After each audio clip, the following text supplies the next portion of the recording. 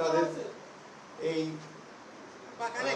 দেশনেত্রীর জানাজা দাফন মঞ্চস্থিতির সমস্ত কাজগুলো সুষ্ঠুভাবে সম্পন্ন করার জন্য কোঅর্ডিনেট করার জন্য তারা আজকে আমাকে আমন্ত্রণ জানিয়েছিলেন ক্যাবিনেট মিটিংয়ে।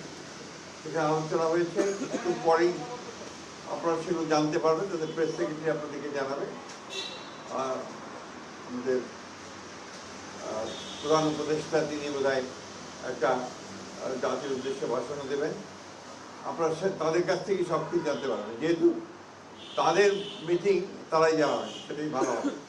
আমাদের বিষয়গুলো আমরা আপনাদেরকে সকালে জানিয়েছি। আর আমাদের 12:30টার সময় আমাদের প্ল্যানিং কমিটির একটা মিটিং আছে বিএনপি, সেই মিটিংয়ে আমাদের সমস্ত সিদ্ধান্তগুলো চূড়ান্ত করে আমরা আপনাদেরকে আবারও জানাবো।